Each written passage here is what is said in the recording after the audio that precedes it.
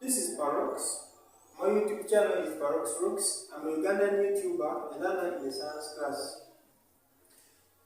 If you're watching this video, please don't forget to like, comment and subscribe. You can also follow me on my Facebook page, Parox Friends. So today, the topic we are going to talk about is in biology. It's muscular movement and support. So, when we are talking about muscular movement and support, here we are talking about, with muscular movement, we are talking about contraction and relaxation of muscles.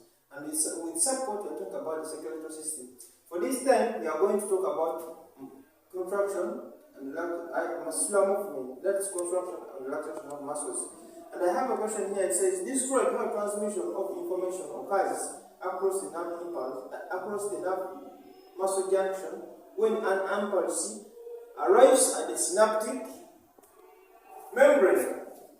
So, when I'm talking about a muscle, an individual muscle is made up of 100 of muscle fibers. A muscle fiber is further divided into muscle fibrils. The muscle fibrils contains a contractile unit called the sarcomere. The sarcomere contains the thick and the thin filament. The thin filaments are referred to as the actin filaments, and then the thick filaments are referred to as the myosin. So when you look at this diagram, we have these three regions. We have a region. This region is called the dark region or the eye band. This region is called the light region or the eye band. And the line that goes through the light region is called the Z line. And this region is called the dark region. And the line that goes through the dark region is called the M line. Still, this side, it is the light region which has a line called the Z line. We talked about the actin filament and the myosin. The actin filaments are attached at the Z line, and the myosin filaments are attached at the M line. So the actin filament contain the regulatory proteins. These regulatory proteins are responsible to regulate whether your muscle must be contracted or relaxed. So these regulatory proteins are on the actin filament. These regulatory proteins are the troponin and the tropomyosin. These regulatory proteins are the troponin and the tropomyosin. That are those ones that are responsible for the relaxation or contraction of your muscle. So the contraction of the muscle depends on the calcium ions. How?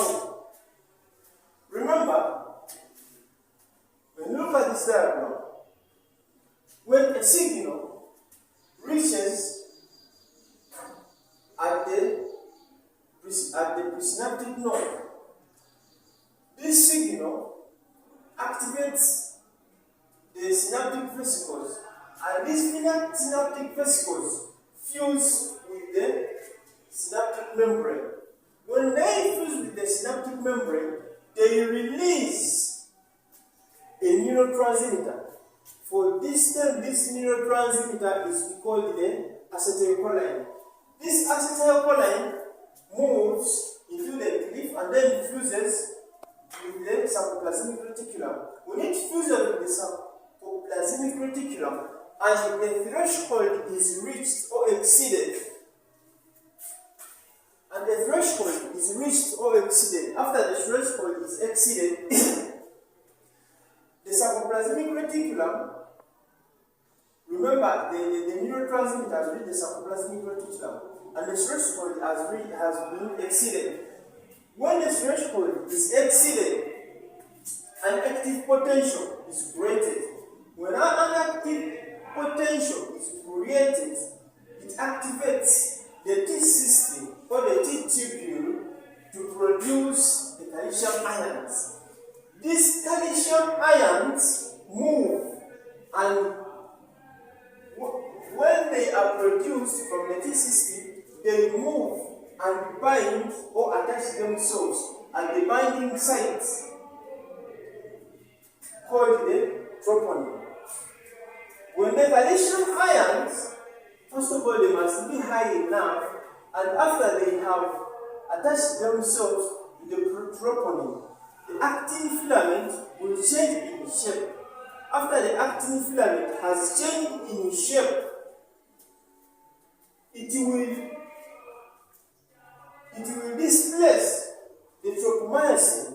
Remember, the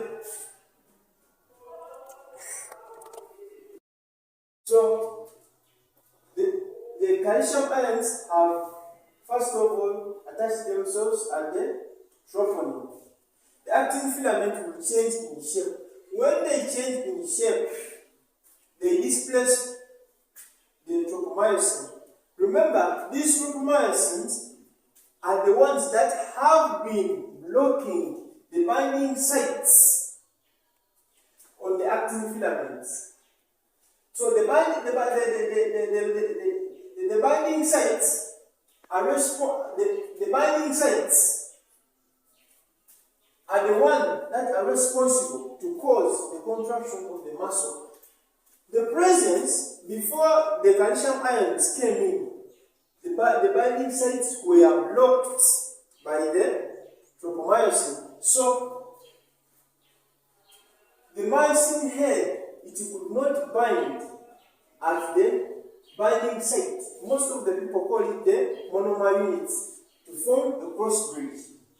So when the calcium ions bind, they change the shape of the actin filament. When the actin filament has changed shape, it exposes the binding sites.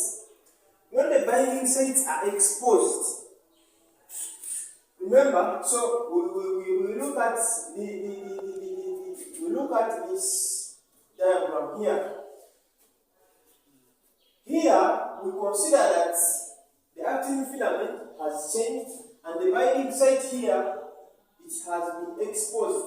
When the binding site has been exposed, the myosin head from the thick filament, which is the myosin, will come and attach itself to the binding site at the actin filament. After binding at the actin filament, the myosin head will move to the side of the M line so that it attains a lower energy state. In so doing, it makes the actin filament slide across a stationary myosin. That's why it is called a sliding filament theory. After the binding of the myosin head and the actin and the cross bridge has been formed, ATP must come and attach itself at the myosin head. Why is ATP attaching itself to the myosin head?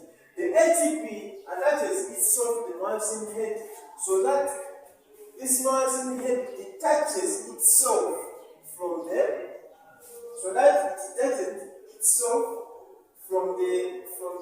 the binding site, and after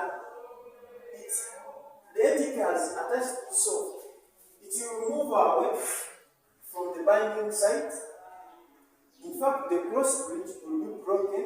After the cross bridge has been broken, the ATP will be hydrolyzed into ADP and inorganic phosphate. For this time, when the adjacent Z lines are contracted, are moved in unison, they cause a muscle to contract, because we have been talking about this side, but also what takes place this side, it is the same that takes place this side is still.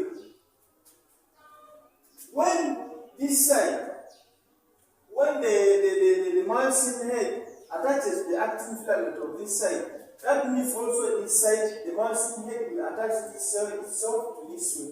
So when the sliding motion occurs this way, the sliding motion also will occur this way. The sliding motion will occur in the side, will occur from the Z line towards the M line, which means the muscle will move from the Z line to the M line, but the M line, for it remains unattached. It is unaltered. It is only the Z line, it is only the actin filament at the Z line that contracts to bring the muscle together. So that's muscle contraction. It only involves